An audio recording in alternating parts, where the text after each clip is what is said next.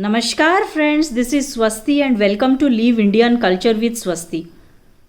नमस्कारम में ऐसा कुछ खूबसूरत वाइब्रेशन है जो कि हाय हेलो में तो बिल्कुल भी नहीं है। आज हम एक ऐसे विषय के ऊपर वार्तालाप करेंगे जिसको कहते हैं कर्मा। What is Karma?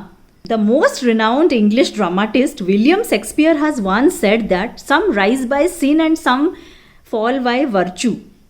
मतलब कि पाप के आधार पर बहुत लोग बहुत ऊंचे जगह को जाते हैं और पुण्य के आधार पर बहुत लोग नीचे गति करते हैं। इसको अगर मैं रियल लाइफ सिनारियो के साथ कोरिलेट करूं तो मैंने बहुत सोचा कि ऐसा होता क्यों है। इसको अगर लॉ ऑफ कर्मा के साथ जोड़ा जाए हमको इसका उत्तर मिल सकता है।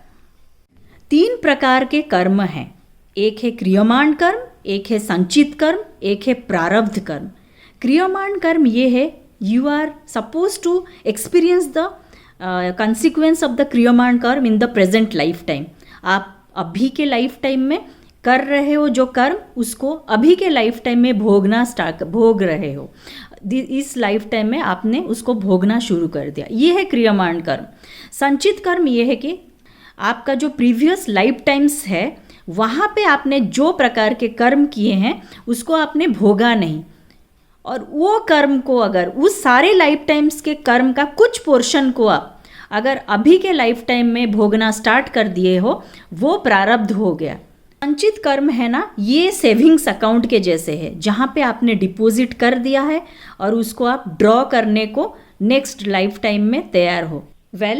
क्रियमाण संचित को तो मिटाया भी जा सकता है, लेकिन प्रारब्ध को डिस्ट्रॉय करना, प्रारब्ध को क्षय करना बहुत ही मुश्किल है। ऐसा बोला जाता है कि there is no escape from this law of प्रारब्ध कर्म।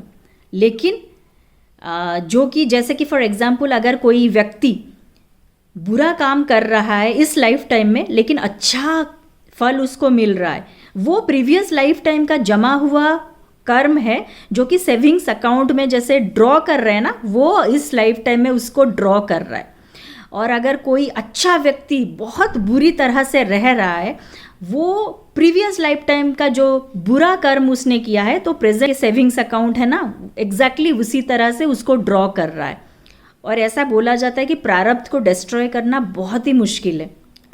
हमारे हिंदू सनातन धर्म का वेद, वेदांत, उपनिषद जितने भी महाकाव्यज हैं उसका मूल आधार, उसका सार तत्व भगवत गीता में है, जहाँ पे भगवान श्री कृष्ण गुरु बन के शिष्य अर्जुन को ये बता रहे हैं, विशेष कर्मयोग के बारे में बता रहे हैं और अपना विश्व रूप दिखा रहे हैं। वहाँ पे at that time in the 18th chapter and the 66 श्लोक जो कि चरम श्लोक है, उसमें भगवान श्री कृष्ण ये बोल रहे हैं कि अगर तुम अपने सब कुछ मेरे चरण में समर्पण कर दो, उसके बाद मैं तुम्हारा सब कर्म को क्षय कर दूंगा। There is one way to escape from law of karma, that is the devotee has to do complete surrender. ऐसे complete surrender करोगे तो law of karma will be altered by law of grace. For example, महर्षि मार्कंडेय को बहुत ही कम आयु में उनका मृत्यु का घोषणा हो गया था, लेकिन उन्होंने भगवान शिव जी को ऐसे पकड़ के रखा, उनका नाम ऐसे प्रकार के जप किए, मतलब अमरत्व का वरदान मिल गया।